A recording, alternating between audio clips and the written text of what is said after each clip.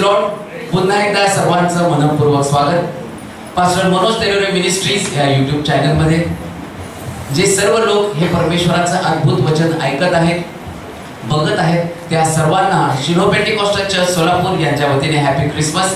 सर्वांना नाताळ सुखाचा, समाधानाचा आणि भरभराटीचा जावो. त्या ठिकाणामध्ये खाली एक व्हॉट्सअप नंबर दिलेला आहे.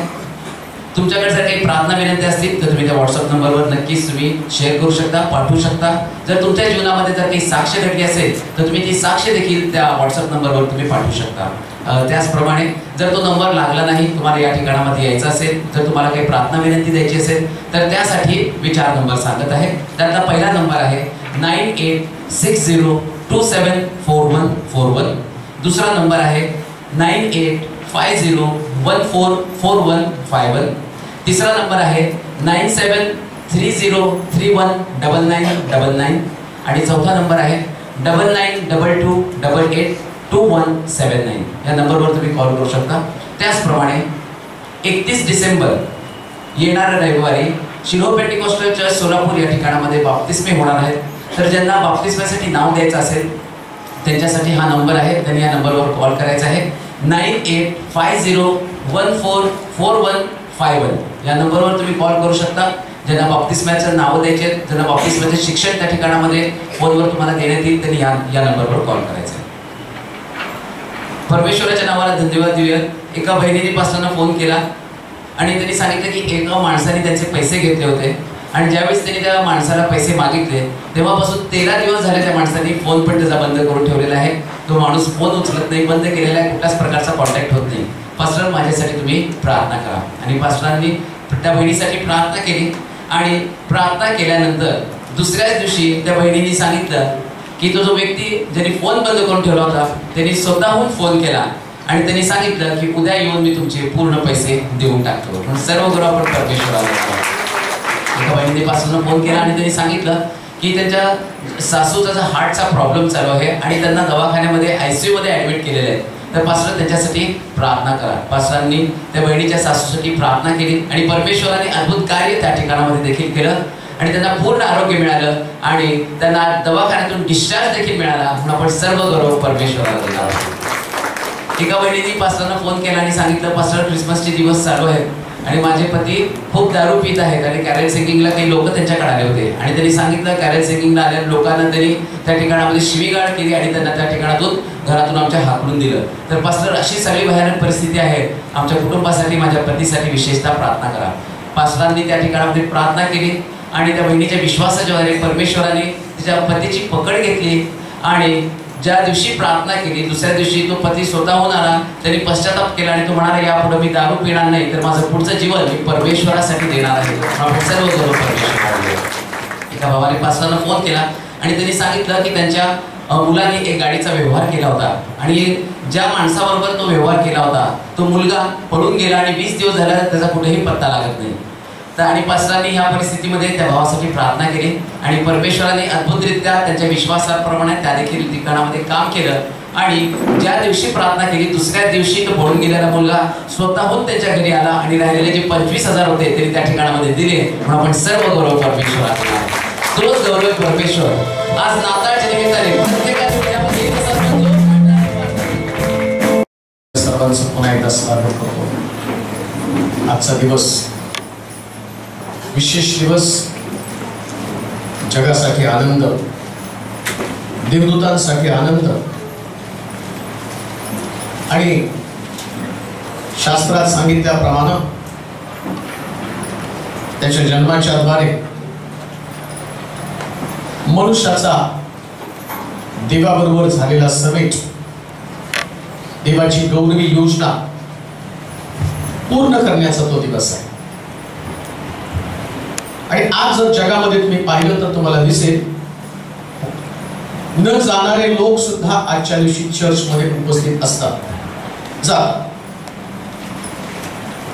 त्यांना ख्रिस्ताचा जन्म पाहायचा असतो की येशू जन्माला आला आणि त्याचं पृथ्वी तलावरचं असणारं आगमन त्याला सेलिब्रेट करायचं. मग वेगवेगळ्या पद्धतीने लोक करत आहेत. परंतु त्या दिवसामध्ये जो ख्रिस्ताचा जन्म झाला ज्या प्रकारे तो झाला त्या प्रकारे आमच्या मध्ये सुद्धा त्याचा जन्म होणं गरजेचं आहे. प्रकार आहे त्यास तुम्ही इथं वाचाल त्यास तुम्हाला कळेल. ख्रिस्ताचा जन्म अशा प्रकारे झाला. म्हणजे आम्ही जे करतो तो पण एक जन्माचा प्रकार आहे आणि आमचा प्रकार आम्हाला माहिती सगळं दिसतंय आपल्याला. सजवलंय सगळं ते. आमचा प्रकार आमच्या कपड्यावर दिसतो की आम्ही अशा प्रकारे ख्रिस्ताचा जन्म सेलिब्रेट केला. परंतु शास्त्रामध्ये असं लिहिलं ख्रिस्ताचा जन्म त्यांनी अशा प्रकारे झाला. म्हणजे त्यावेळेचा ख्रिसमस आणि आताचा ख्रिसमस, त्यावेळच्या ख्रिसमस मधला आणि आताच्या ख्रिसमस मधला असणारं अंतर हे मला शोधणं गरजेचं आहे. ज्या पद्धतीनं देवदूतांनी सुवार्ता घेऊन या पृथ्वी तलावरती प्रगट झाले आणि त्याच्या संबंधाने म्हटलं त्याने आनंद एकमेकांना वाटला. ख्रिसमस म्हणजे दुसरं तिसरं काही नाही तर जगाला आनंद वाटणं आहे. लक्षात घ्या, आमच्याकडे नेहमी एक ऑप्शन असतं. आम्ही आनंद वाटण्याच्या ऐवजी आम्ही गिफ्ट वाटतो, बक्षीस वाटतो, किंवा जे आम्ही फराळ बनवलेले मला वाटतं 20 तारखेपासून, आता काही लोकांचं जरा जास्तीच असेल ते 15 पासून करून होतात. का तर वाटायचं डोक्यामध्ये फक्त एक असतं 25 तारखे घेतलंय ते वाटायचं. म्हणजे त्या वाटण्यामध्ये येशू नसतोच, वाटण्यामध्ये फक्त फराळ असतं. मग कशा प्रकारे त्याचा जन्म झाला ते वाचणार आहोत. मग त्याच्या शेवटमान पहिला अध्याय 18 पासून 24 पर्यंत वचनावर वाचणार आहोत.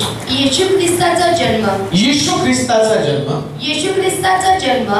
ख्रिस्ताचा जन्म या प्रकारे झाला. या प्रकारे म्हणजे अशा प्रकारे झाला.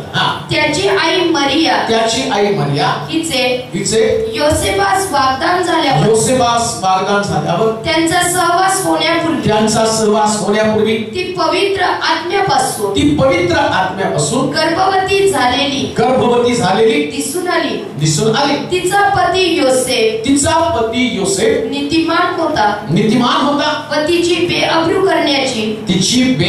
करण्याची त्याची इच्छा नसल्यामुळे तिला गुप्तपणे सोडण्याचा त्याने विचार केला.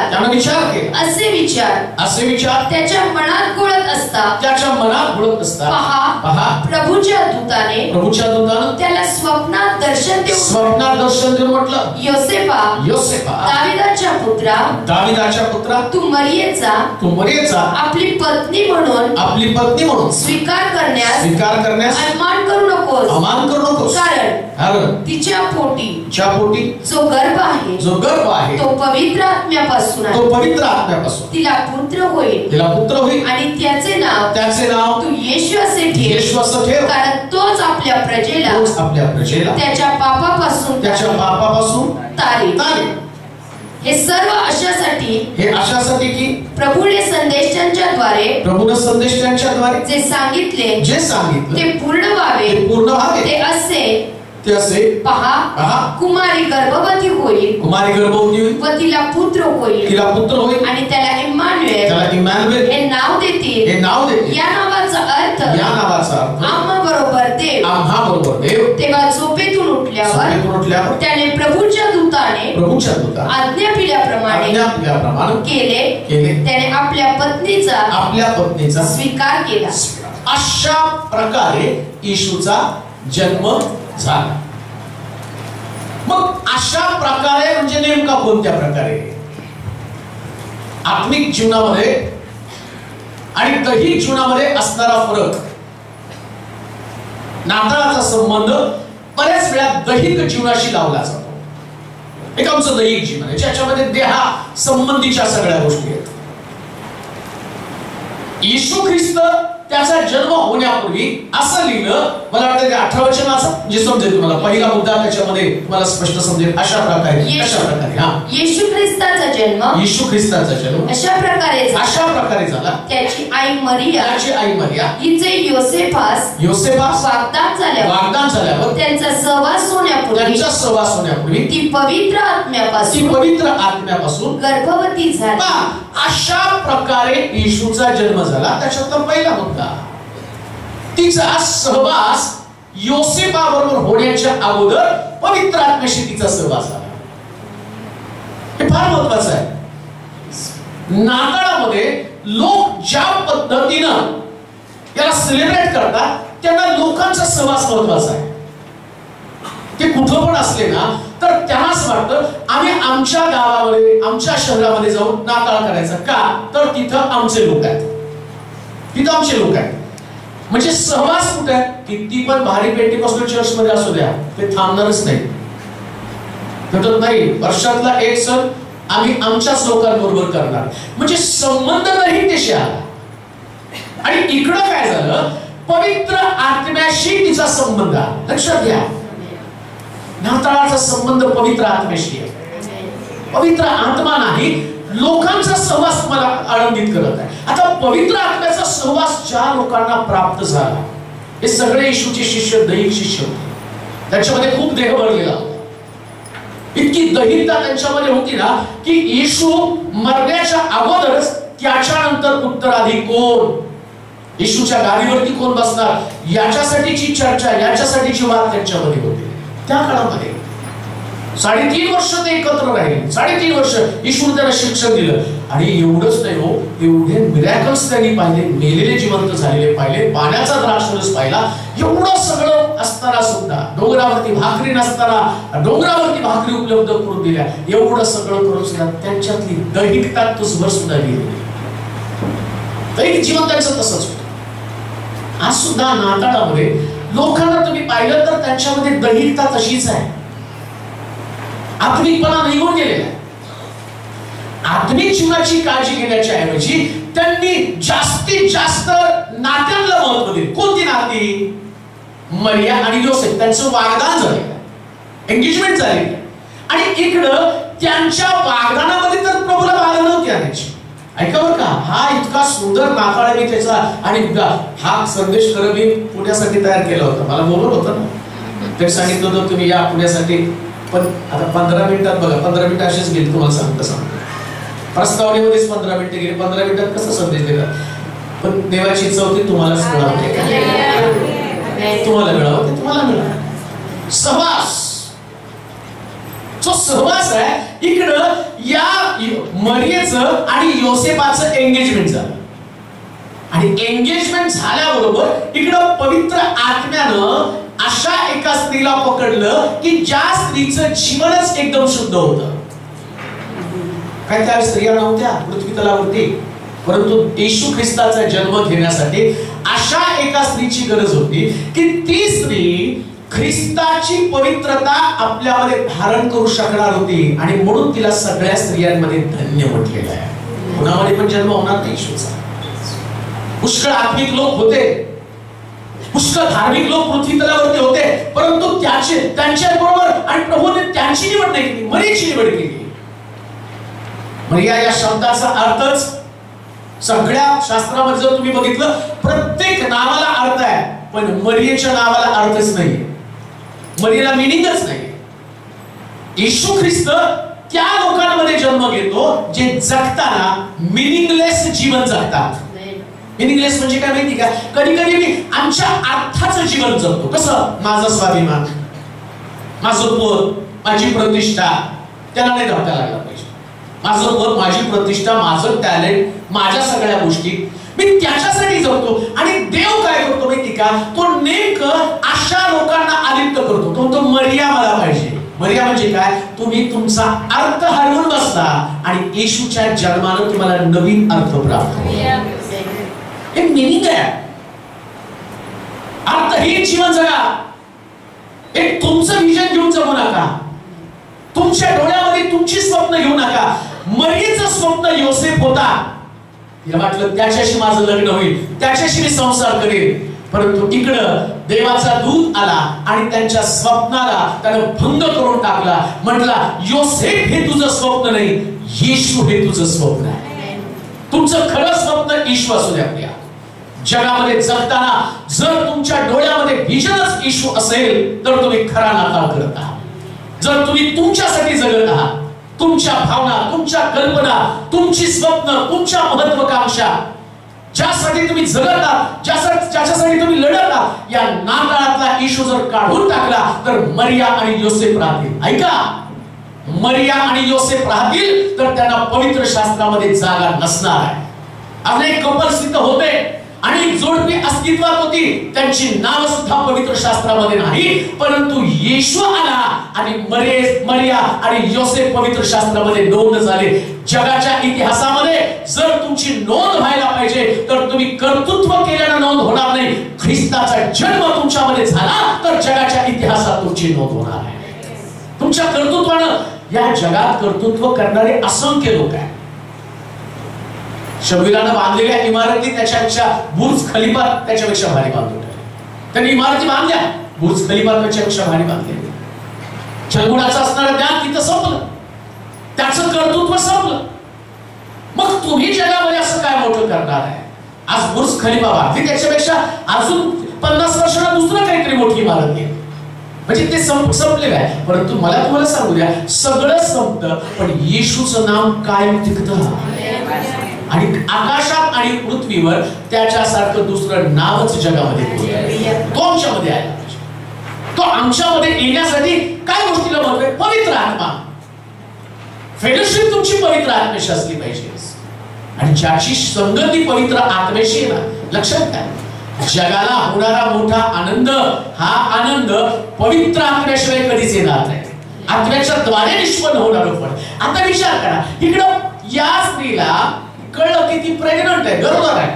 आता विचार करा, ती कुमारी आहे, कुमारीच्या पोटी येशू जन्मास आला, मी गाणं गाईल. हे आम्हाला गायला नाचायला खूप सोपं आहे, पण कुमारी गर्भवती होईल त्यास त्या कुमारीला किती यातना भोगावी लागणार, तिच्यावरती किती दोषारोप होणार आहे, जग कोणत्या जण तिला पाहणार आहे, तिचे परिवारातले लोक, तिचे नातेवाईक, समाज, हा समाज तर तिच्यावरती दोषारोप करणार आहे. बरं, तुम्हाला त्या काळातली परिस्थिती समजावून सांगितली. व्यभिचार करताना कोण सापडलं तर त्याला दगडानं ठेच मारायची पद्धत होती. मग आता कुमारी गर्भवती होणार आहे म्हणजे कुमारी समोर मोठं आणि फार मोठा प्रश्न उभा राहिलेला आहे. पण तिनं स्वीकारलं पवित्र आत्म्याच्या द्वारे असणारा आनंद. मी आनंदासंबंधानं बोलत आहे. स्वर्गामध्ये देवदूतांचा संदेश होता, जगाला होणारा मोठा आनंद. आणि आता मरेला तो आनंद स्वीकारायचा. कसं? ख्रिस्ताला स्वीकारून बदनामी स्वीकारावी लागणार आहे, अपमानित व्हावं लागणार आहे, नातेवाईक तिला नावं ठेवणार आहे, नातेवाईक तिला चांगलं म्हणणार आहे का? एखादी कुमारी गर्भवती जर झाली ना, सगळे नातेवाईक संबंध तोडून टाकतात. कोणी नातेवाईक तुमच्या, आता विचार करा, मरेला कोण सांभाळणार, कोण तिच्या दारात येणार? आणि योसेफाच्या बाबतीमध्ये दोषारोप योसेफावर पण होणार आहे.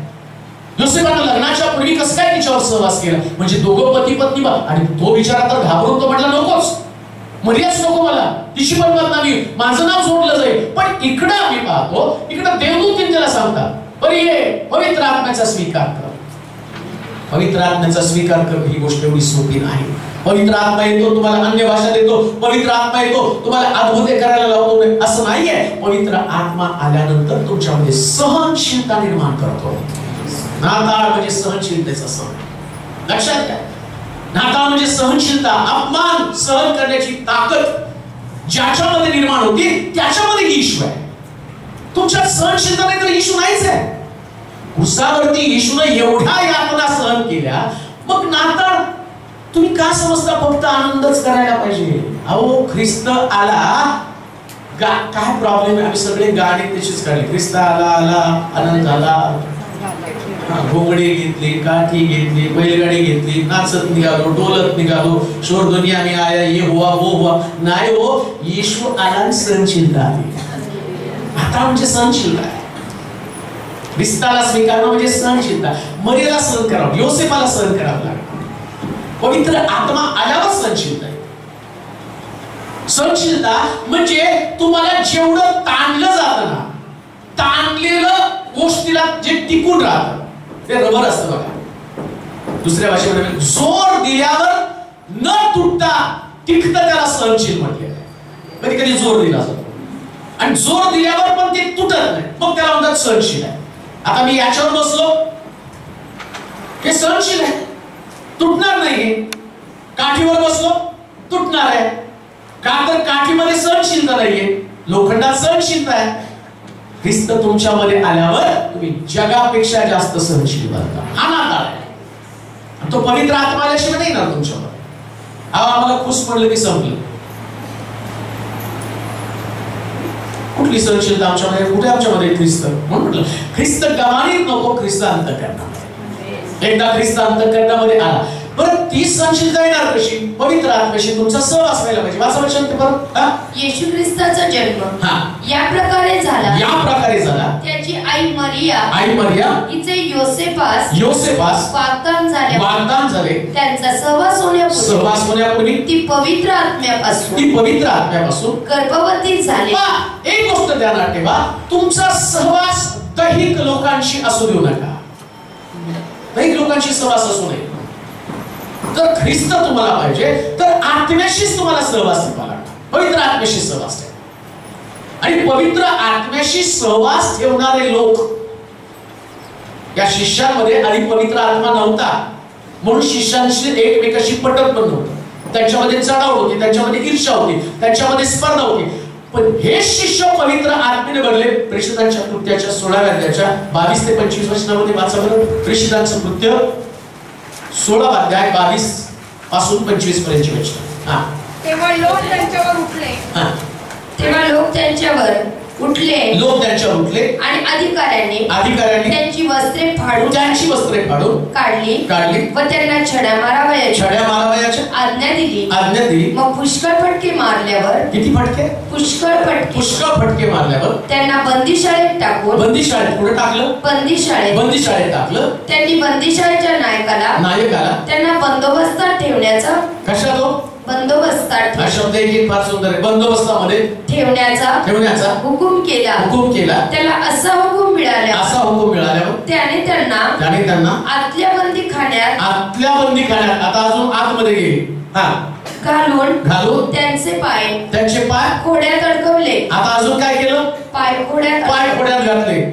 मध्यरात्रीच्या सुमारास पौल व सिलास प्रार्थना करीत असतात व गाणे गाऊन देवाची स्तुती करीत असतात. बंदीवान त्यांचे ऐकत होते. तेव्हा एकाएकी असा मोठा भूमिकंप झाला की बंदिशाळेचे पाय डगमगले. सर्व दरवाजे लागलेच उघडले व सर्वांची सगळ्याची बंधनं तुटली.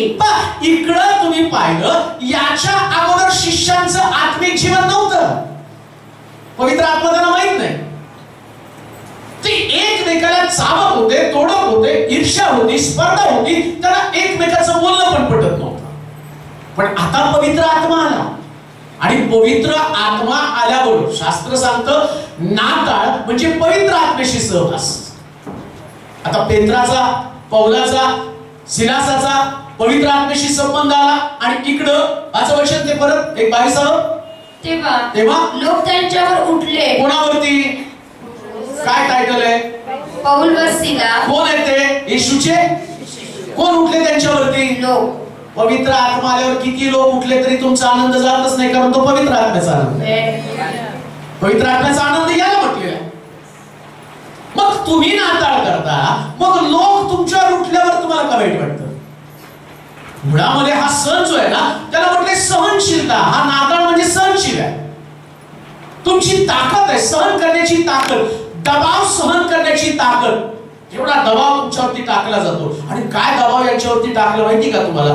या लोकांचा दबाव तपासत असताना काय दबाव आहे वाचा बरं. लोक त्यांच्यावर उठले. पहिली गोष्ट तर लोक त्यांच्यावर उठले आणि अधिकाऱ्यांनी त्यांची वस्त्रे, काय हो त्यांची वस्त्रे फाडून काढली. आम्ही तर नवीन वस्त्र घालून आलो, यांची तर वस्त्र फाडली. तुमचा आनंद वस्त्रामध्ये, यांचा नाताळ बिना वस्त्राचा आहे. कारण त्यांना ती वस्त्र नको आहे, त्यांना धार्मिकतेची वस्त्र, सहनशीलतेच्या वस्त्राची गरज आहे. कोणती वस्त्र चांगली? तुम्ही घालता ती वस्त्र नाही, जी वस्त्र प्रभूने तुम्हाला दिली. ऐका, येशू ख्रिस्ताला पण जगा होता, त्याचा पण जगा फाडला, आपापसात चिठ्ठ्या टाकून वाटून घेतली. योसेफाला पण त्याच्या बापानं जगा दिला होता, योसेफाचा पण जगा काढला आणि त्यालाही रक्तात बोंबमध्ये बुचकळून टाकलं, त्याच्याही जगाला घाण करून टाकलं. योसेफाला पण विकलं गेलं. ज्या ख्रिस्ताला आम्ही स्वीकारतो, ज्याच्या जन्माची घोषणा केली जात आहे, त्याच्या जन्माचं त्याला म्हटलं इकडे दबाव त्यांच्यावरती टाकला. पवित्र आत्मा आल्यावर तुमच्यावरती दबाव असतो बरं का. पवित्र आत्मा नाही तर तुमच्यावर दबाव नाही.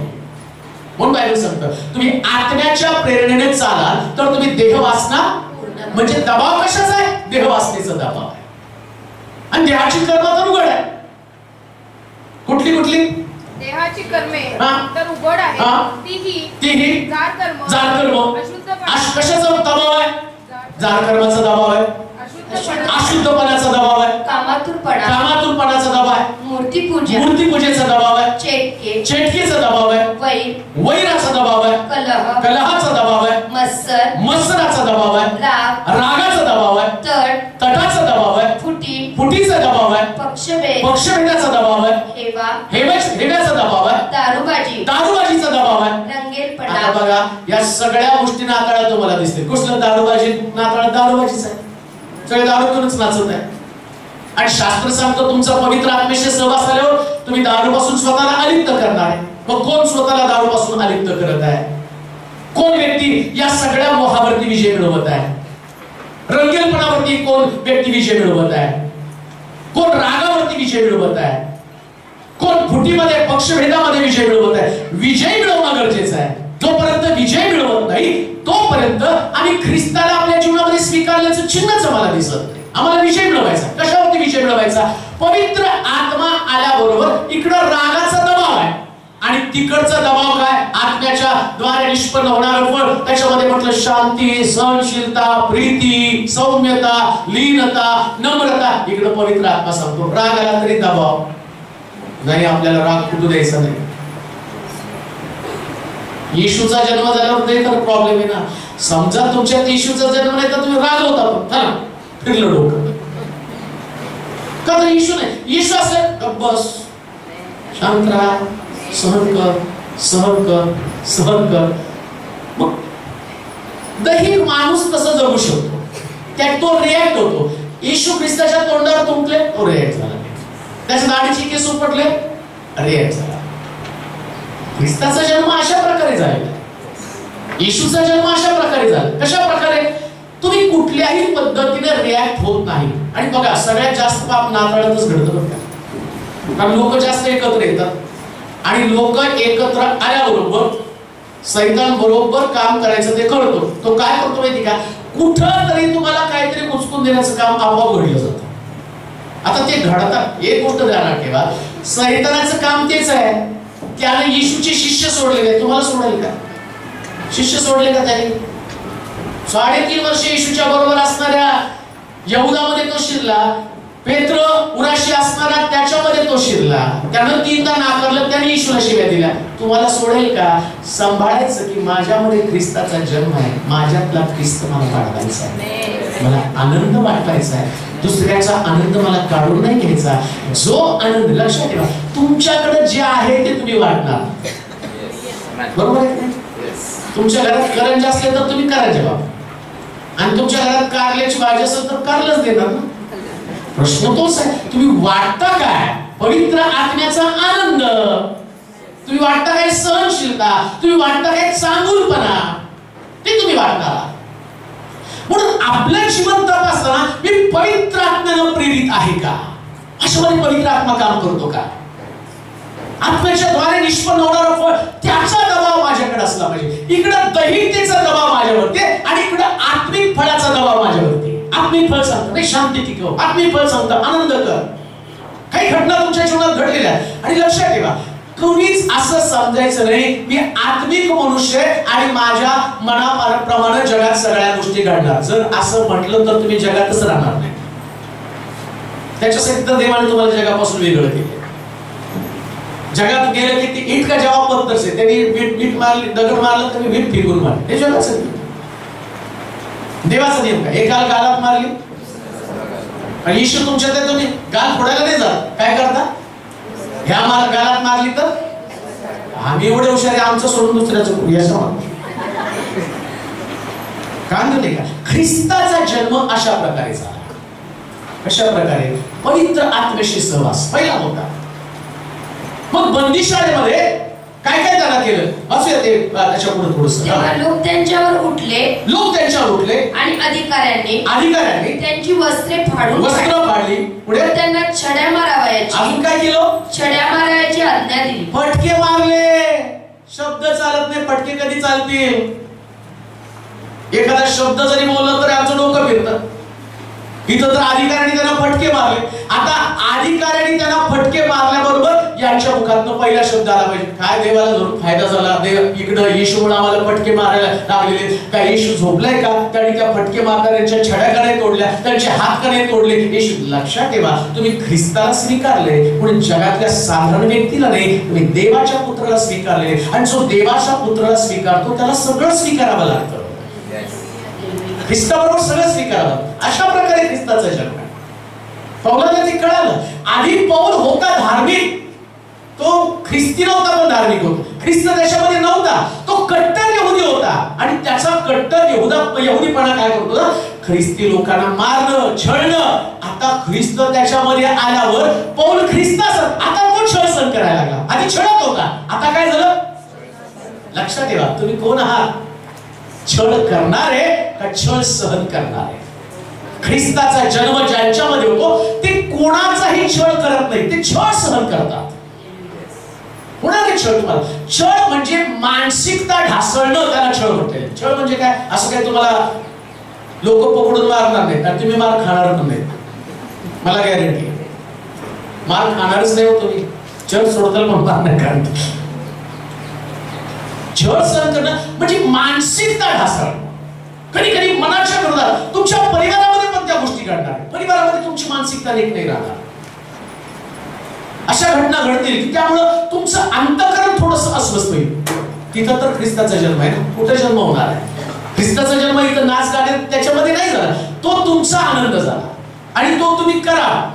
इथं नाही केला तर बाहेर जाऊन पिक्चरच्या गाण्यावर नाचतो, त्यापेक्षा देवाच्या गाण्यावर नाचा ना, चांगली गोष्ट आहे ती. जगामध्ये आता तेच चाललंय. आता जातील चर्च कधी संपतात ते बघतील. आता या दिवसामध्ये तर घरात टीव्ही वगैरे असल्यामुळे बरं, पण ज्यावेळेस काही टीव्ही वगैरे घरात नव्हतं तर आमचं तर नाका तसाच होता. 8:30चं चर्च सुटल्यावर ते एक्सरसाइज टॉकीच्या बाहेर तिकीट काढायला थांबत होतं फॅमिलीचं, का तर पिक्चरला जायचं. नाताळ म्हणजे पिक्चरला गेल्याशिवाय नाताळच नाही. चांगले कपडे घालायचे. तिकडे चर्च मध्ये नाही बघितलं चालेल, पण त्या हिरोशी मी माझी कंपॅरिझन करताना त्याच्यासारखे माझे कपडे आहेत का, हा आमचा नाताळ होता. पण आता मात्र तसं नाही. अजूनही जगातले लोक तेच करत आहेत. तेच त्या संपल्यावर फॅमिली गॅदरिंग असणारे, एकत्र बसणारे, चर्चा करणारे, मग त्याच्यामध्ये बोलून चालून खाणं पिणं सगळं संपणार आहे. पण इकडं तसा नाताळ नव्हता. ख्रिस्त आला आणि आलेल्या ख्रिस्ताने यांची मानसिकताच बदलून टाकली. काय मानसिकता झाली? इकडं त्यांची वस्त्र फाडली, त्यांना छड्या मारल्या. अजून काय हो? पुष्कळ फटके दिले. किती फटके? पुष्कळ फटके मारून त्यांना बंदीशाळेत टाकून त्यांनी बंदीशाळेच्या नायकाला त्यांना बंदोबस्तात ठेवण्याचा हुकूम केला. त्याला असा हुकूम मिळाल्यावर त्याने त्यांना आतल्या बंदीखान्यात घालून त्यांचे पाय खोड्यात अडकवून. आणि त्यांनी काय केलं एवढं सगळं करून? मध्यरात्रीच्या सुमारास पौल व सिला हे प्रार्थना करीत असतात. फटके खाल्ल्यावर काय करत होते? प्रार्थना करत असतात. अहो, येशू तुमच्यामध्ये आला ना तर कोणतीच परिस्थिती तुम्हाला निराश करू शकत नाही. याला ख्रिस्ताचा जन्म होता. जर तुम्ही निराश होता, तुम्ही दुःखी होता, तुमच्या प्रार्थना बंद होता, तुमचं आभार प्रदर्शन बंद होतं, तुमचं समर्पण बंद होतं, तुमचं सात्विक जीवन, नीतीचं जीवन बंद होतं, याचं कारण तुमच्यामध्ये येशू नाही. इकडे येशूचा जन्म यांच्यामध्ये झाला. पवित्र आत्म्याशी सहवास त्याचा झाला. आता पवित्र आत्म्याशी सहवास झाल्या कारण पवित्र आत्मा सांगतो. फटके मारले म्हणून काय तू प्रार्थना बंद करतो का? वस्त्र फाडली म्हणून तू प्रार्थना बंद करतो का? तुला आत्याबंदी शाळेमध्ये टाकलं म्हणून तू प्रार्थना करतो का? तुझे पाय खोड्यामध्ये घातले म्हणून तू प्रार्थना बंद करतो का? इकडं पवित्र आत्मा आला. पवित्र आत्मा त्यांना सांगायला, अरे सोडून टाका, पाठीवरची वळ काढून टाका, फाटलेली वस्त्र काढून टाका, बंदी शाळेच्या त्या खोड्यामध्ये आता तुमच्याकडे जी पावर आहे ती पवित्र आत्म्याची पावर आहे. इकडे असणाऱ्या लोकांना दाखवून द्या तुम्ही पवित्र आत्म्याच्या सहवासामध्ये राहणारे लोक आहेत. आणि रात्री उठले आणि ते प्रार्थना करू लागले आणि प्रार्थना करत असताना भूमिकंप झाला. येशू ख्रिस्त जन्माला आला, स्वर्ग त्या ठिकाणामध्ये हल्ला गेला. आता यांच्यामध्ये पवित्र आत्मा आला आणि बंदीशाळेचे दरवाजे दरवाजे हल्ले आणि सगळे लोक त्यांना पाहायला लागले. का? कारण त्या आनंदानं देवाची प्रार्थना, हा आनंद आहे. बंदिशाळेमध्ये सुद्धा त्यांनी प्रार्थना करत राहिले, हा खरा आनंद आहे. बंधनं तुम्हाला कधीच आणि प्रार्थनेपासून वंचित करू शकणार नाही. तो ख्रिस्ताचा जन्म अशा प्रकारे झाला म्हटलेला आहे. 19 वचन पुन्हा आपण जाऊया मग त्याच्या शुभवर्तमानाच्या पहिल्या त्याच्या 19 वचनामध्ये. तिचा पती योसेफ नीतिमान होता व तिची बेअब्रू करण्याची त्याची इच्छा नसल्यामुळे तिला गुप्तपणे सोडण्याचा त्याने विचार केला. असे विचार त्याच्या मनात घोळत असता पहा प्रभूच्या दूताने त्याला स्वप्नात दर्शन देऊन म्हटलं, योसेफा दाविदाच्या पुत्रा तू मरियेचा आपली पत्नी म्हणून स्वीकार करण्यास अनमान करू नको. आता 19व्या वचनामध्ये दुसरी घटना, ख्रिस्ताचा जन्म अशा प्रकारे झाला. कशा प्रकारे? इकडं योसेफाचे विचार मरियेपासून विभक्त होण्याचे विचार आहे. ऐका, ख्रिस्ताचा जन्म ज्यावेळेस होतो ना, त्या माणसाचे विचार एकमेकाला विभक्त करण्याचे विचार येतात आणि तो सैतान तुमच्यामध्ये विचार घालतो. ख्रिस्ताचा जन्म अशा प्रकारे झाला. काय? योसेफ नीतिमान माणूस आहे आणि तो आपल्या पत्नीला सोडत आहे. आम्ही देखील नीतिमान आहोत, ख्रिस्ताच्या रक्तानं आम्ही नीतिमान झालो. पण कोणते विचार आमच्या डोक्यामध्ये चालले? कोण अशी मरिया आहे जिच्यापासून तुम्हाला विभक्त होऊशी वाटतं? अशी कोण व्यक्ती आहे जिच्याशी तुम्हाला संबंध तोडूशी वाटतात? संबंध तुटतात. संबंध तोडण्याकडे फोर्स केलं जातं, दबाव टाकला जातो. काही वेळेस काही संबंध तुम्हाला नको असतात, काही रिलेशन तुम्हाला नको असतात. का? कारण तुम्ही नीतिमान आहात. आमच्यामध्ये पण ती भावना असते, मनाची शांती टिकावी, माझा आनंद निघून जाऊ नये. याच्यासाठी आम्ही कधी कधी म्हणतो की संबंधच नको आहे. जस्ट योसेफाला पण ती परिस्थिती निर्माण झाली. त्यालाच वाटलं आता मी मरीशी संबंध ठेवले तर माझी असणारी शांती तुटणार आहे. काही लोकांशी तुम्ही संबंध ठेवताना तुमची शांती तुटण्याची शक्यता आहे. तुम्हाला शांती नाही वाटणार. पण ख्रिस्ताचा जन्म तर व्हायला पाहिजे ना. मग ख्रिस्ताचा जन्म व्हायचा तर देवदूताने सांगितलं मरीशी संबंध तोडू नको. ऐका, नाताळ म्हणजे संबंध जोडणे, संबंध जोडणे हो. योसेफाशी मरियेशी पुन्हा संबंध त्याच्या डोक्यातले विचार त्यानं काढून टाकले. आमच्या डोक्यामध्ये संबंध तोडणारे विचार असते, रिलेशन तोडणारे विचार असते. कधी कधी अनेक दिवसापासून आमचं एकमेकाशी न पटणारे जीवन घेऊन आम्ही तसंच. आणि मग पुन्हा कसं म्हणणार तुम्ही नाता सुखाचा जाऊ? कुठल्या तोंडानं म्हणणार आहे? आणि कसा नाता सुखाचा जाईल? अहो, ख्रिस्त येतो ते संबंध जोडण्यासाठी. योसेफाच्या डोक्यातले विचार त्यांनी बदलून टाकले. सोडू नकोस म्हटलं तिला. येशूचा जन्म व्हायचा आहे तर तुला तिच्याशी जडून राहावं लागणार आहे. एकमेकाशी जडलं जाणं म्हणजे नाताळ आहे. विचाराचं युद्ध तुम्हाला थांबवायचंय. असे कोणते विचार आहे की ते तुम्हाला देवापासून तोडत आहे, ख्रिस्तापासून तुम्हाला अलिप्त करत आहे, ख्रिस्ताच्या जवळ तुम्हाला राहायचंय? अहो, येशू ख्रिस्त क्रूसावरती जाताना सुद्धा त्यानं आम्ही पाहतो हेरोदामध्ये आणि पिलातामध्ये संबंध जोडले. अनेक वर्षांचे त्याचे संबंध हे एकमेकाचे कट्टर वैरी, एकमेकाचे दुश्मन. पण तरी सुद्धा ख्रिस्त वनस्तंभीत जाण्यापूर्वी त्या दोघांमध्ये शत्रुत्व संपुष्टात आलं. तो दोघं मित्र बनतात. अहो, आम्ही तर नीतिमान लोक आहोत, आमचं नीतिमत्व आम्हाला तपासायचं. योसेफ नीतिमान आहे आणि नीतिमान पुरुष तो एकमेकाशी संबंध तोडत आहे. ख्रिस्ताचा जन्म व्हायचा आहे तर पहिल्यांदा हे डोक्यातले विचार असं लिहिले योसेफाच्या डोक्यात. असं बरोबर शब्द, असे विचार त्याच्या मनात घोळत असता पहा प्रभूच्या दूताने. तुमच्या डोक्यात विचार घोळताना कोण येतं? प्रभूचा दूत. इथं बार उड्या मारत असाल हो, पण असे विचार जे तुमच्या डोक्यात संबंध तोडण्याचे असतात ना, आणि तेव्हाच प्रभूचा दूत तुमच्या जवळ येतो. इतर वेळ नॉर्मल असतं सगळं. तुम्ही चर्चमध्ये आराम केला त्यास दूत तुमच्याकडे येत नाही. इकडं विचाराची गडबड सुरू झाल्याबरोबर देवाचा दूत प्रगटला.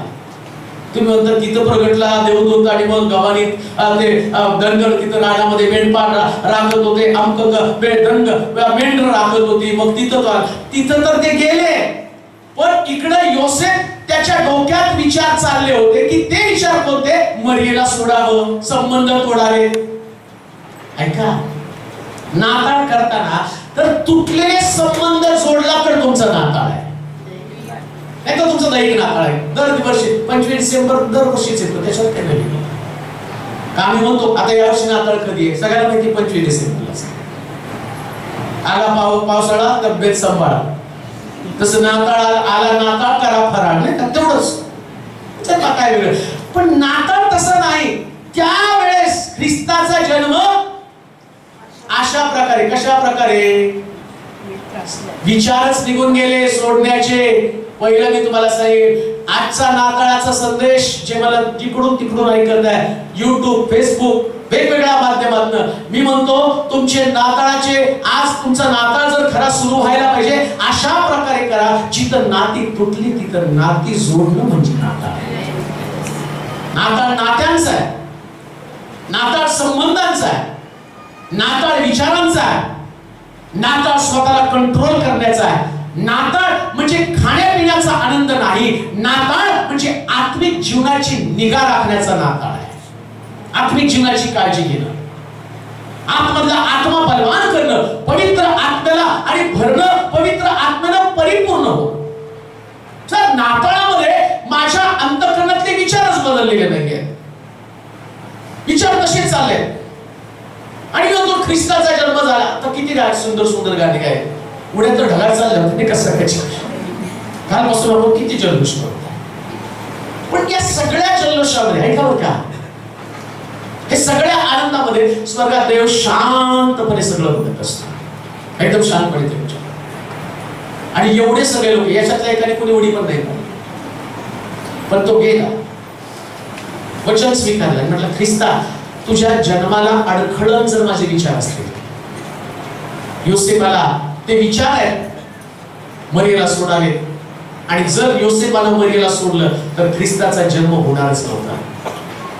मरिया आणि योसेफ एकत्र राहिल्यावरच ख्रिस्त जन्माला येणार होता. ऐका 133 स्तोत्रामध्ये ते सांगितलं, पहा बंधूंचं ऐक्यानं एकत्र येणं, का तर परमेश्वराने तिथं, आणि जगातला सगळ्यात मोठा आशीर्वाद प्रभू येशू ख्रिस्त आहे.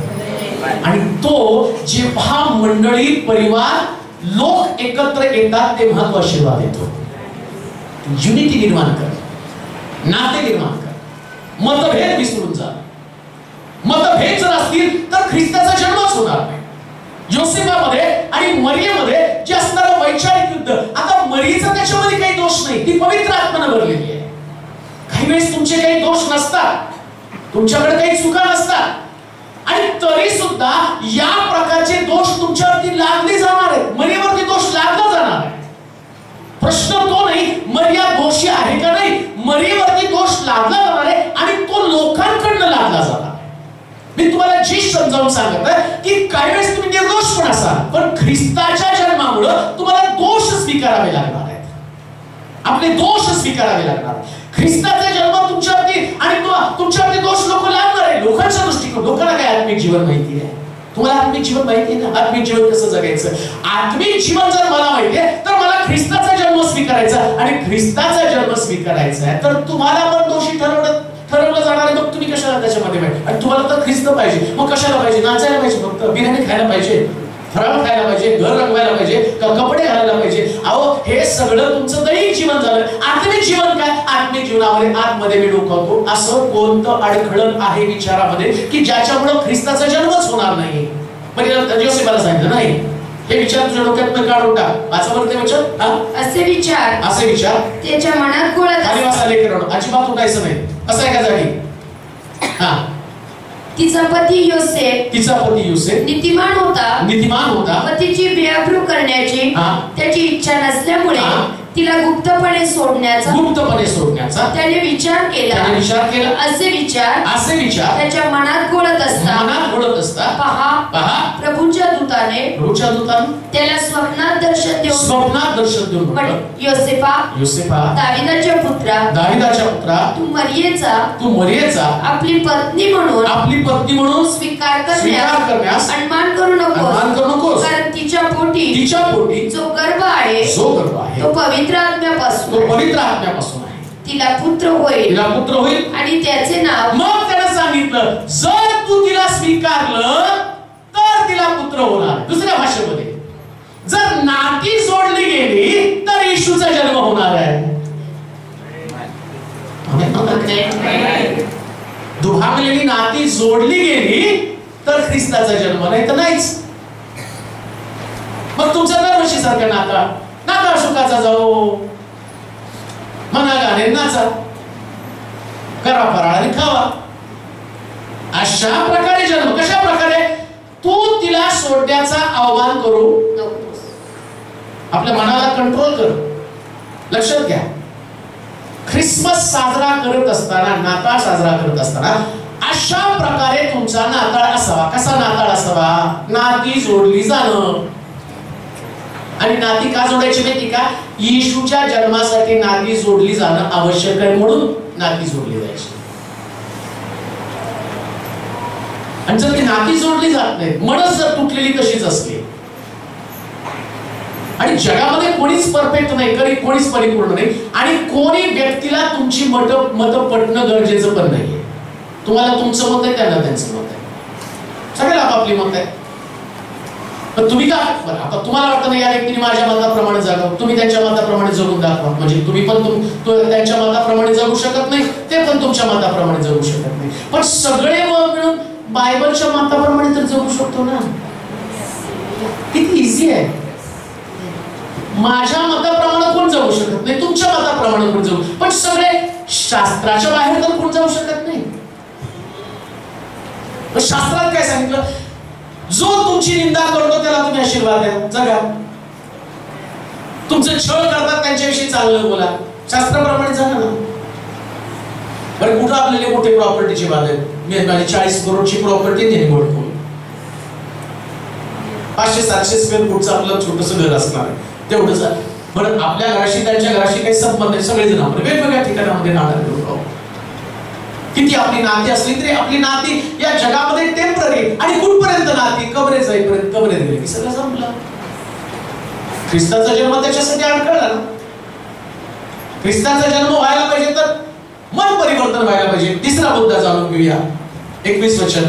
तिला पुत्र होईल आणि त्याचे नाव तू येशू असे ठेव. तिला पुत्र होईल आणि त्याचे नाव तू येशू असे ठेव. येशू असे ठेव, कारण तोच आपल्या प्रजेला त्यांच्या पापापासून तारेल.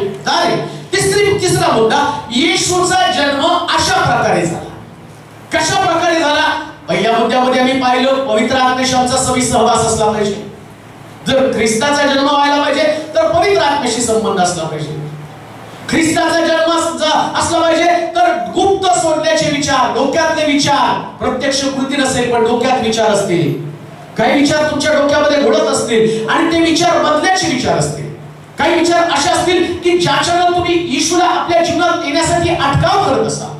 ख्रिस्त आमच्यामध्ये येऊ शकत नाही, असल्या विचारांना दूर करणं म्हणजे नाताळ. अशा प्रकारात. आणि तिसरा तो म्हटला, तो आपल्या प्रजेला पापापासून तारेल. येशूचा जन्म अशा प्रकारे झाला. येशू आला, पाप बाहेर गेले. येशू आल्यावर पाप गेलंच पाहिजे. पाप म्हणजे चोरी करणं, पाप म्हणजे व्यभिचार करणं, जारकर्म करणं. आम्ही एवढ्याच पापापुरतं सीमित आहोत. आम्हाला वाटतं नाही आम्ही चोरी नाही करत, आम्ही व्यभिचार नाही करत, आम्ही जारकर्म नाही करत, आम्ही मूर्ती पूजा नाही करत, आम्ही कोणाला लुबाडत नाही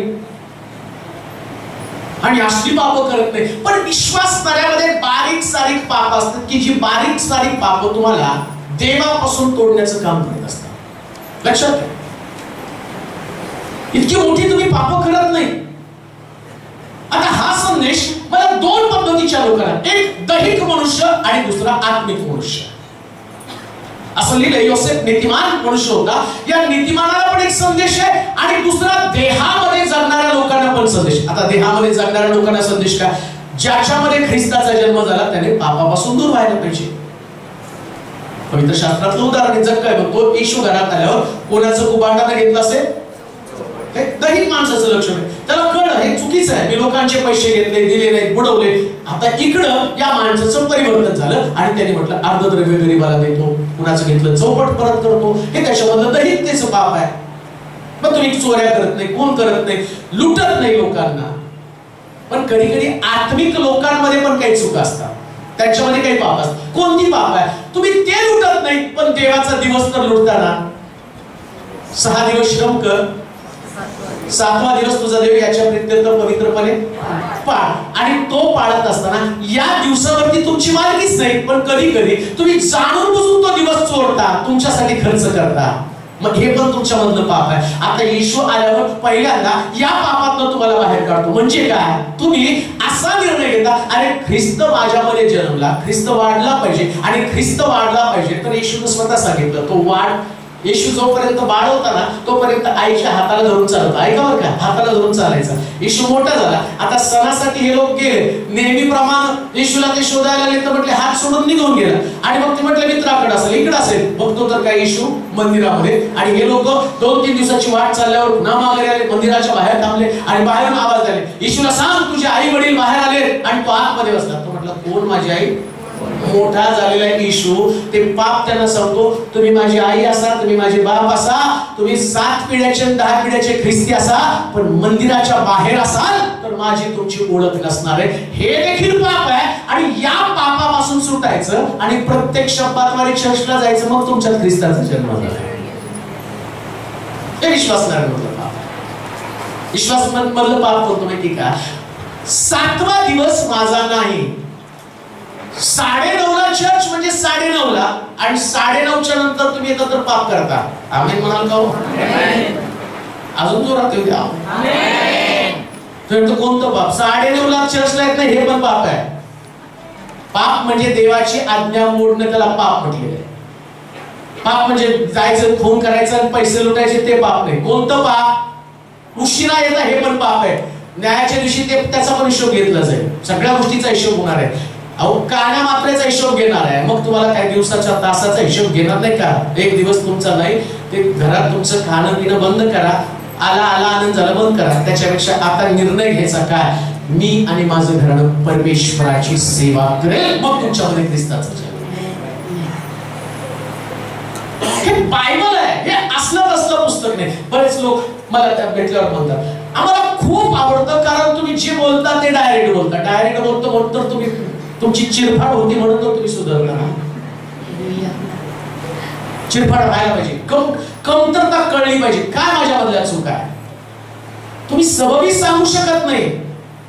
या कारणामुळे मी आलो नाही, हे कारण मी घरी थांबलो, या कारणामुळे मला चर्च लेट येण्यासाठी नसतं.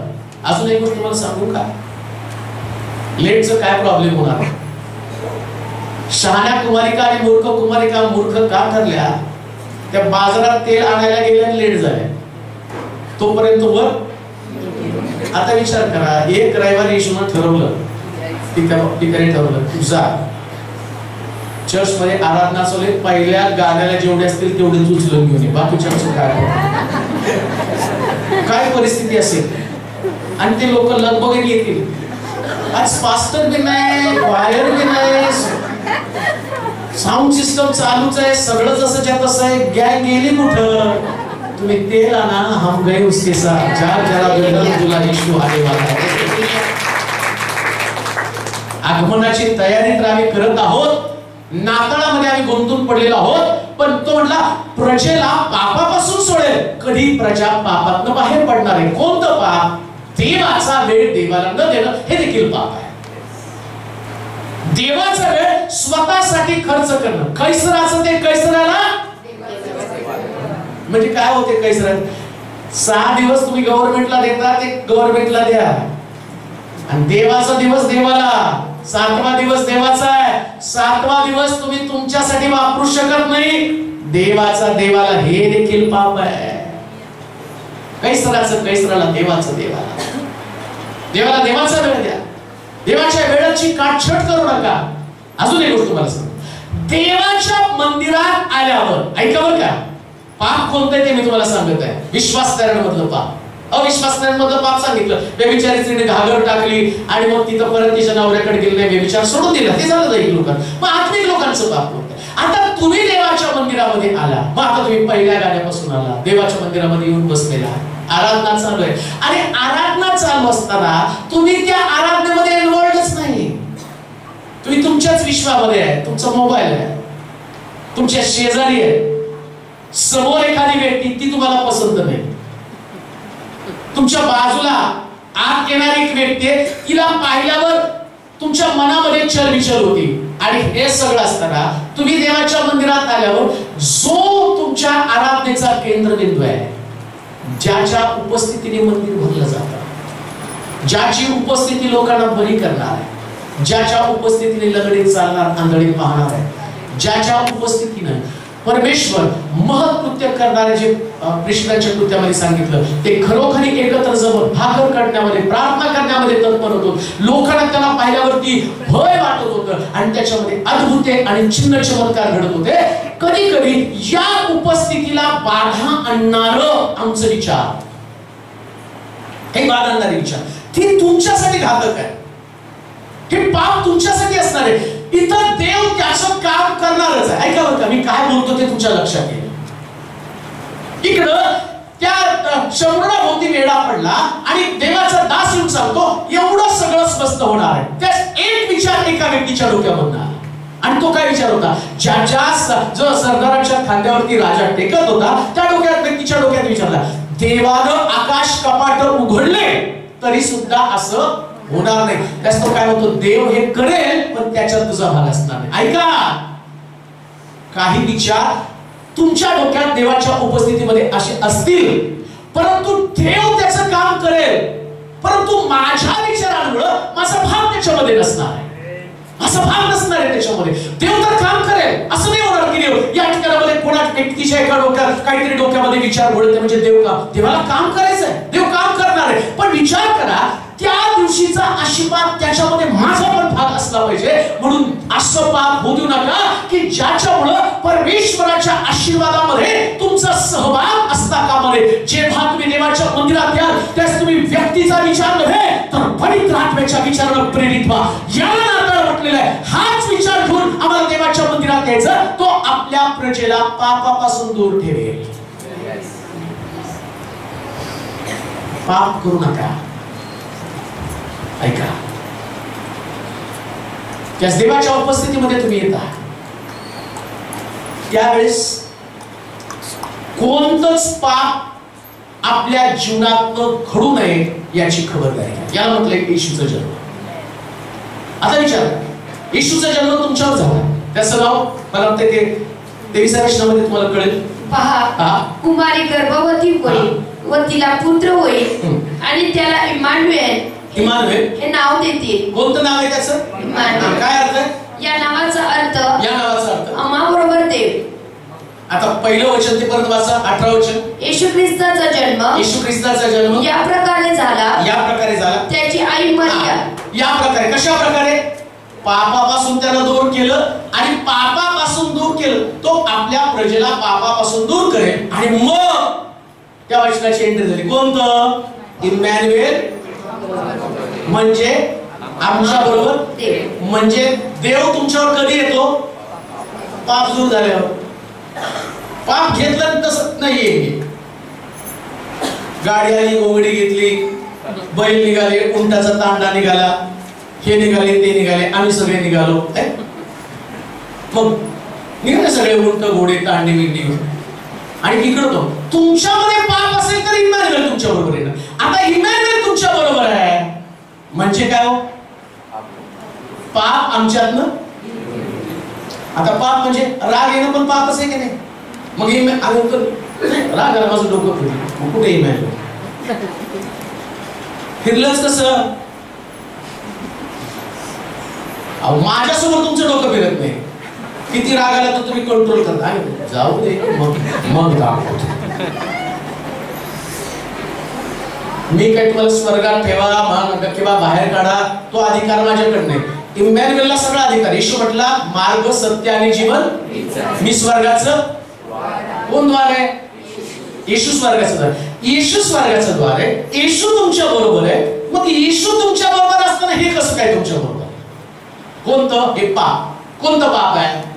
ऐका, काही पाप तुमच्या जीवनामध्ये असतात आणि हे पाप काय करतात माहिती का? तुम्ही किती पण विश्वासणारे असता, किती पण विश्वास असता, पण छोटी छोटी पाप आहेत ना, या पापात तुम्ही कधी पडता तुम्हाला कळत पण नाही. छोटीचीच असतात, जास्त मोठी नाही. म्हणून तर बायबलमध्ये म्हटलं की आपल्या भावाला परत मिळवणारा हा नगर जिंकणाऱ्यापेक्षा श्रेष्ठ आहे. छोटस पाप आहे भाऊ गमावणं. कशामुळे भाऊ गमावला जातो? रागामुळे भाऊ गमावला जातो. म्हणजे दिसतं पाप छोटस, पण ते पाप मनुष्याला कळत पण नाही ते पाप. आणि तो सैतान इतका दुर्दैव तो वचन घेऊन येतो. शास्त्रात लिहिले ना, राग येणं पाप नाही आहे. बायबल मध्ये वचन राग येऊ दे पण, म्हणजे राग येणं पाप नाही.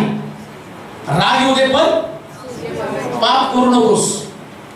म्हणजे राग येणं पाप नाही, पण राग टिकवणं पाप आहे. आणि मग तुमचा राग कधी जायचा? कधी जायला पाहिजे? माहिती ना, पण जातो का? प्रश्न तोच आहे. माहिती आहे पण जातो का? तरी चर्चमध्ये आराधना, तरी प्रार्थना, तरी ख्रिस्त आला आला आला आला, आनंद झाला झाला झाला झाला झाला, खेडोपाडी खेडोपाडी खेडोपाडी, जाऊ दे खेड्यावर जाऊ दे, पहिले ती तुझ्यात. ख्रिस्ताचा जन्म अशा प्रकारे झाला. कशा प्रकारे झाला? इमॅन्युएल म्हणजे आमच्या बरोबर. आता कुणा बरोबर देव आहे? काही पण करताना देव तुमच्या बरोबर, लक्षात ठेवायचं. काय पण करा. मला जी गोष्ट आवडत नाही ती तुम्ही टाळताना, मग इमॅन्युएल तुमच्या बरोबर आहे तेव्हा काय टाळताय? ज्याचा प्रचार मी करत आहे त्या प्रचारकाला घाबरता, पण ज्याच्या संबंधाने प्रचार केला जातो तो तर आमच्या बरोबर आहे. ख्रिस्ताचा जन्म अशा प्रकारे झाला. आता विचार करा, आज नाताळाचा संदेश ऐकण्यासाठी जगात सगळीकडे मंडळांमध्ये गर्दी केलेली आहे, पण हीच गर्दी नंतर ती पानाच्या टपरीवरती, दारूच्या गुत्त्यावरती, सिनेमाची गाणी आणि त्याच्या समोर नाचायला बाप लेक एकत्र बसणार आणि तेव्हा सुद्धा हे गाणं कॅरल गायलं, क्वायर आलं, त्यांनी पण गायलं, इमॅन्युएल आला, झाला गरीब झाला, अमक झालं, तमक झालं, ख्रिस्त, सगळी गाणी गाऊन गाऊन पाठ करून. आणि मी तर म्हणतो ते गाणी ऐकताना ते कॅरल पण गाणारे बिचारे गात असतात, पण ते झोपणारे कधी संपते कधी झोपतो या भावनेत असतात. सगळं झोपेत ऐकून अशाच प्रकारचा नाताळ त्यांनी केला. पण शास्त्र सांगतं त्यांचा नाताळ अशा प्रकारे होता, तो आपल्या प्रजेला पापापासून सोडवेल. काढून टाका छोटी छोटी पाप. कोणतंही पाप येशूला आवडत नाही. आणि त्यांनी सांगितलं बरं का, कोणी आपल्या भावास अरे मूर्खा म्हटलं तरी त्याला आवडत नाही. काय म्हटलं तो? अरे वेडगळा, अरे येड्या. कधी कधी आमच्या घरी काय येडच आहे, कॉमन येडच आहे, लय शहाणे तो. अरे तुम्ही नुसतं येडं म्हणताय आणि तिकडं बायबल काय सांगतंय? वरिष्ठ सवेस हो, तुम्ही त्याला नाही येडं म्हणत, तुम्हीच येडे झाला का? तर तुम्हाला न्याय कळला नाही. ख्रिस्ताचा जन्म कशा प्रकारे झाला? अशा प्रकारे. अशा प्रकारे म्हणजे जी व्यक्ती समोर आहे ना, ती कोणी का असेना, ती समोरची व्यक्ती देवाची व्यक्ती आहे. प्रत्येक व्यक्ती देवाला इम्पॉर्टंट आहे. प्रत्येक व्यक्ती. कोणताही बाब. अजून एक गोष्ट तुम्हाला सांगतो, कधी सुद्धा लोकांसमोर जाताना अशा पद्धतीने जाऊ नका की इमॅन्युएल आमच्यातनं निघून जावा. बरं का, तुम्ही जाता पण तुमच्यातनं इमॅन्युएल जाऊ नये. शास्त्र सांगतं त्याला आमच्यामध्ये कायमस्वरूपी राहावं असं वाटतं. कायमस्वरूपी त्याने आमच्यामध्ये राहा. ख्रिस्ताचा जन्म त्याच्यासाठीच आहे. त्याला टिकवा, त्याला राहू द्या, वास करू द्या. कोणाच्या भावनेशी खेळू नका, कोणाच्या चरित्राशी खेळू नका, कोणाच्या विचारांशी खेळू नका, कोणाच्या जीवनाशी खेळू नका. प्रत्येकाला देवानं स्वतःचं एक जीवन दिलेलं आहे. म्हणून येशू ख्रिस्तानं व्यभिचारी स्त्रीला सुद्धा त्या ठिकाणामध्ये विहिरीवरती जाताना शिष्याला पाठवून दिलं. तर माहितीये कदाचित इथं असल्यावर, कारण तसं घडलेलं आहे, ज्यावेळेस येशू ख्रिस्त आम्ही पाहतो की त्या शिमोनाच्या घरामध्ये भोजन करत होता ना, त्यास एक मरिया तिथं आली, त्याच्या पायावरती आलाबस्त्र कुपी ओतत असताना ते सगळे म्हणत होते ही कोण आहे.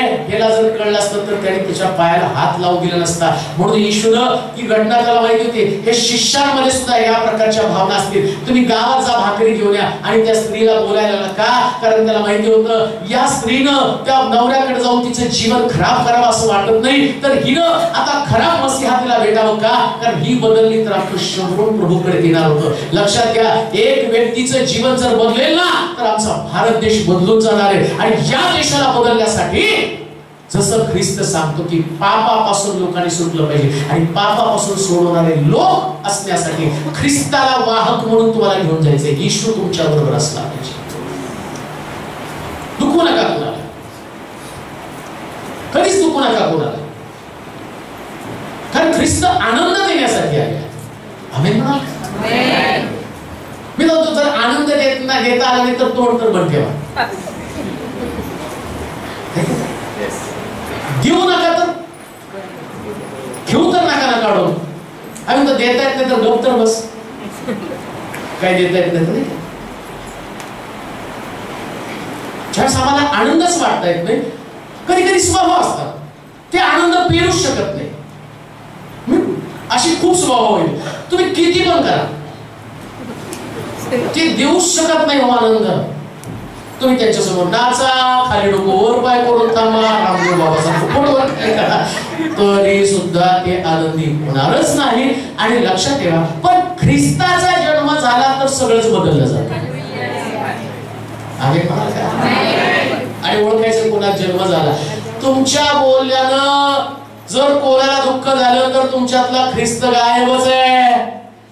तुमच्या बोलण्यानं प्रत्येकाच्या चेहऱ्यावरती आनंद यायला पाहिजे. मग गाण्यानं आनंद नाही, बोलण्यानं आला पाहिजे. म्हणून बायबल सांगतं तुझं बोलणं मिठासारखं रुचकर असू दे. कसं बोलणंच. त्याच्यानंतर 23 वचनाकडे जाऊया.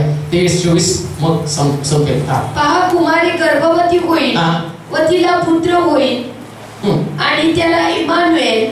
अशा प्रकारे झाला. पापापासून तो तारण देईल, पाप सुटलं पाहिजे. आता चौथा मुद्दा, इम्मॅन्युएल हे नाव देतील. हे नाव देतील. या नावाचा अर्थ आम्हा बरोबर देव, आमच्या बरोबर देव. तेव्हा झोपेतून उठल्यावर त्याने प्रभूच्या दूतानं आज्ञा दिल्याप्रमाणे केले. त्याने बस 23 वर्षामध्ये चौथा मुद्दा येतो. अशा प्रकारचा नाता की त्याच्यामध्ये म्हटलं इम्मॅन्युएल म्हणजे आमच्या बरोबर देव. नाता अशा प्रकारे की इम्मॅन्युएल म्हणजे आमच्या बरोबर देव असावा. ऐका बरं का, आता तुमच्या बरोबर देव आहे का नाही हे पण तपासलं पाहिजे. त्यावेळेचा नाता असावा. आमच्या बरोबर सगळं आहे. आमच्यावर आमचे नवीन कपडे, आमच्यावर आमचे नातेवाईक आहेत, आमच्यावर आमचं चर्च आहे, आमच्या बरोबर नवीन सगळं काही, आणि घरामधलं वातावरण सगळं नवीन आहे, सगळं आमच्या बरोबर. देव कुठे आहे? नाही, आम्ही गाणं गायलं ना आता, इम्मॅन्युएल आला, इम्मॅन्युएल आला. अरे आला गेला बोलतो तू म्हटला म्हणून थोडी येतो. ऐका, 2 चोरांच्या मध्ये येशू ख्रिस्त लटकलेला आहे. 2 चोर, 2 चरित्र आहेत. 2 चोरांच्या मध्ये त्याला लटकवलेला आहे आणि 2 चोरांच्या मध्ये येशू ख्रिस्त आहे. आता इम्मॅन्युएल आला. इम्मॅन्युएल म्हणजे आमच्या बरोबर, आमच्या मध्ये देव, आमच्या बरोबर देव. आता 2 चोरांच्या मध्ये इम्मॅन्युएल आहे. इकडं एक चोर म्हणतो तू देवाचा पुत्र आहे तर तुझी सुटका कर, माझी सुटका. आणि दुसरा चोर काय म्हणतो, मला माहिती तू देवाचा पुत्र आहे, तू राजाधिकारी त्यास माझी आठवण कर. लक्षात ठेवा, इम्मॅन्युएल ज्यास असतो ना त्यास तो दुसऱ्या चोरासारखा असतो. कसा? त्याचं लक्ष राजाधिकाराने येणाऱ्या देवाकडे लागलेलं असतं. इम्मॅन्युएल जर चोराचं परिवर्तन करू शकतो, चोराचे विचार बदलू शकतो, चोराच्या मनामध्ये काम करू शकतो, मग आमचे विचार कसे काही बदललेले नाहीत. आणि आता विचार, तुमचे विचार बदलण्याचा नाता. येशू जर तुमच्या मध्ये आहे तर तुमचे विचार बदललेच पाहिजे. विचार नाही बदललेले, स्वर्गाकडे नाही तुमचं लक्ष. ऐका, आता हे 2 चोर चांगले मित्र आहेत बरं का, एकत्र चोऱ्या केलेल्या आहेत. विचार करा, हे दोघं एकत्र खूप राहिले आणि आता येशू त्यांच्या मध्ये राहिल्या कारणानं या चोराचं दुसऱ्या चोराचं पहिल्या चोरावरचं प्रेम कमी झालं. तो आता ते नकोय, मला येशू पाहिजे. नाता म्हणजे नाती जोडणं, तसं नाताळ म्हणजे नाती तोडणं पण आहे बरं का. तिकडं जोडलं, इकडं तोडलं. येशू आल्यावर नातं कोणाशी नातं तोडणं? दहिकतेशी नातं तोडणं. हे दहिक नातं एकत्र चोऱ्या केल्या, एकत्र राहिले, एकत्र सगळ्या गोष्टी केल्या, पण आता ख्रिस्ताचं दर्शन झालं. हो, येशू भेटला ना, येशू त्यांच्यामध्ये आला. येशू आल्याबरोबर दहिकतेशी नातं तोडलं. इथपर्यंत आपली सोबत होती. लक्षात घ्या, आज नाताळाचा संदेश हाच आहे. इथपर्यंत जे सोबत तुमच्या बरोबर होते ना, त्यांच्याशी नातं तोडा. राग होता, द्वेष होता, मत्सर होता, फुटी होती, पक्षभेद होता, निंदा होती, अशुद्धपणा होता, या सगळी नाती घेऊन तुम्ही आतापर्यंत आला. आता इथं येशू आला, येशू तुमच्यामध्ये थांबला आणि तो तुम्हाला समजावून सांगत आहे. मित्र म्हणणार आहे, तिसऱ्या दिवशी पुन्हा उठणार आहे, कबरेतनं बाहेर जाणार, स्वर्गात घेतला जाणार, लवकर ढगावरती बसून परत येणार आणि येताना माझ्या हातामध्ये तलवार असणार आहे. दुसऱ्या चोराला ज्याने आयुष्यभर चोऱ्या करत तलवारीची भीती लोकांना दाखवली, पण लक्षात घ्या, त्याने ख्रिस्ताच्या तलवारीकडे त्याचं लक्ष गेलं. त्यास कळलं, अरे माझ्या तलवारीच्या वारेनं कोणतरी वाचेल, पण याच्या तलवारीच्या वारेनं कोण वाचणार नाही. आणि त्यानं कन्फेशन केलं. तो म्हटला, याच्याशी नातं तोडतो आणि ख्रिस्ताशी नातं जोडतो. नाताळ म्हणजे दहिकतेशी नातं तोडणं आणि ख्रिस्ताशी आत्मिक जीवनाशी नातं जोडणं. अशा प्रकारे नाताळ, अशा प्रकारे ख्रिस्ताचा जन्म झाला. आणि सगळ्यात शेवटच्या वचनामध्ये 24 वचन, 24 आणि 25 वचन. तेव्हा झोपेतून उठल्यावर त्याने प्रभूच्या दूताने आज्ञा पिल्याप्रमाणे केले. त्याने आपल्या पत्नीचा स्वीकार केला. तरी तिला पुत्र होईपर्यंत त्याने तिला जाणले नाही. त्याने त्याचे नाव येशू असे ठेवले. पाचवा मुद्दा, तो नाताळ अशा पद्धतीनं केला. पाचव्या मुद्द्यामध्ये त्याने सांगितलं, त्यानं आपलं सगळं कर्तव्य पार पाडलं. नाताळ कर्तव्य पार पाडले. काय कर्तव्य पार पाडलं? मरियेला सोडू नको म्हटला, ठीक आहे, मरियेला सोडत नाही. येशूचा जन्म झाल्याशिवाय लग्न करू नको म्हटला, येशूचा जन्म होईपर्यंत लग्न पण नाही केलं. त्याला सांगितलं त्याचं नाव येशू ठेव, त्याने त्याचं नाव येशू पण ठेवून टाकलं. नाताळ म्हणजे कर्तव्याला बांधील असते. का, कशाला, मीच का करू हा प्रश्न ज्यांच्याकडे त्यांच्याकडे येशूचा जन्मच नाही. काही गोष्टी प्रभू तुम्हाला कर्तव्याच्या रूपाने दिली आणि तुमच्या हातामध्ये सोपवले, ते तुम्हाला कर्तव्य पार पाडायचे. प्रश्न करू नका का. काचं उत्तर एकच आहे, येशूचा जन्म व्हायचा. बस. का मरियेला सोडायचं नाही? येशूचा जन्म व्हायचा. का अपमान सहन करायचा? जगाचा उद्धारक जन्म व्हायचा म्हणून. का त्याचं नाव येशू ठेवायचंय? येशू या शब्दाचा अर्थच आहे जगाला पापापासून सोडवणारा. त्याचं नाव येशू ठेव. अजून एक गोष्ट तुम्हाला सांग, एक मराठमधला डायलॉग आहे, असं नाही केलं तर बापाचं नाव नाही ठेवणार. असं का नाही ठेवणार? करत तर नाही सोडा, पण मारतो का नाही ठेवणार? नाही केलं तर बापाचं नाव नाही ठेवणार, माझं नाव ते बदलून टाकतो. म्हणजे कधी कधी खंबीर निर्णय असतो. इकडं त्याचं नाव येशू ठेव. येशू ठेव म्हणजे काय माहिती का, तू त्याचं नाव ठेव. आता बघा, प्रभूची प्रार्थना याचा संबंध किती. आमच्या स्वर्गातील बाबा तुझं नाव. आता येशू म्हणजे पापापासून सोडवणार. आणि तो म्हटला त्याचं नाव तू येशू ठेव, म्हणजे तुझं मुखातला शब्द लोकांना पापापासून सोडवणार असला पाहिजे. मुखातलं तू नाव ठेवायचं असतं. बोला, काय नाव ठेवायचंय? तो म्हटला येशू. म्हणजे दुसऱ्या भाषेमध्ये, ज्यावेळेस तुम्ही नाताळाचा आनंद उपभोगताना त्यास तुमच्या मुखातनं पापापासून सुटणारे शब्द बाहेर पडले पाहिजे. लोकांना पाप करायला प्रवृत्त करणारे शब्द बोलू नका. म्हणजे कसं, तुमच्या शब्दानं कोणाच्या भावना दुखावल्या जाऊ नये. तुमच्या शब्दानं कोणी अपमानित होऊ नये. तुमच्या शब्दानं कोणाचं मन तुटू नये. तुमच्या शब्दानं कोणाला खजील झाल्यासारखं वाटू नये. येशू बोलल्या नुसतं तोंडातनं बोल, येशू येशू म्हटल्यावर शांती निर्माण व्हायला पाहिजे. शांती बघा, कोणाची शांती भंग पावेल अशा प्रकारे ख्रिस्ताचा जन्म होऊ शकत नाही. माझ्या बोलण्यानं कधी किती काय होतं माहिती का, खूप लोक एकत्र आल्यावर ते असं होतच. कधी 12 शिष्य 12 टाळकीने एकत्र राहिले नाही. लोक एकत्र आले की पाप घडतच. पण येशूचा जन्म व्हायला पाहिजे तर सगळ्यांनी ठरवलं नाही, काय पण झालं तर तोंडातनं बोलणार असते. ते एंट्री झाली तर झाली की दुसपुस शक्य पॉसिबल आहे. ख्रिस्ताचा जन्म शांती, ऊर्ध्वमुखी देवाला आणि मनुष्याला शांती कुणाला? पण शांती देवाला. आणि गौरव कुणाला? मला मला मला मला मला. जेव्हा ख्रिस्त येतो त्या शांती ती आणि गौरव देवाकडे जातो. गौरव देवाकडे गेलं पाहिजे. तुम्ही शांती टिकून ठेवा. तुमच्या बोलण्यानं शांती निर्माण होऊ द्या. बस एकमेकाशी बोलताना शांती. म्हणून तर ते आपण प्रेज द लॉर्ड म्हणतो, पण खरा शब्द ते शालोम आहे. खरा शब्द कोणता आहे? आणि ते लोक सलाम करतात. आपल्या लोकांनी त्याला सलाम केलं, पण त्याचा अर्थ शालोम आहे. शालोम म्हणजे काय? ख्रिस्ताची शांती तुमच्या बरोबर. म्हणजे सगळ्याला कशाची गरज आहे? मग ते शालोमच बरं आहे. ख्रिस्ताची शांती तुमच्या बरोबर. Shalom shalom shalom shalom. Shalom म्हणजे ख्रिस्ताची शांती. एकमेकाला भेटल्याबरोबर आम्हाला ख्रिस्ताची शांती टिकून ठेवायची. ईश्वर आल्याबरोबर काय करतो? तो विचाराचं नियंत्रण करतो आणि शांती टिकून ठेवण्याचं काम करतो. अशा प्रकारे ख्रिस्ताचा जन्म झाला. कशा प्रकारे? सगळ्यात शेवटी एनला त्यानं सांगितलं त्याचं नाव येशू ठेव. म्हणजे काय? मुखातनं बाहेर येशूच पडला पाहिजे. येशू पडला पाहिजे. येशू येशू खूप बोलतो. येशू येशू बोलायचं नाही. बोलणारे शब्द कोणाकडनं पाप घडू नये याची खबरदारी घेतली पाहिजे. हे शब्द बाहेर पडले पाहिजे. असे शब्द की ज्याच्याद्वारे मनुष्य धार्मिक जीवनामध्ये वाढला पाहिजे. तो देवाला विलगून राहिला पाहिजे. त्याचं प्रार्थनेचं जीवन उंच झालं पाहिजे. तो प्रभूमध्ये वाढला पाहिजे.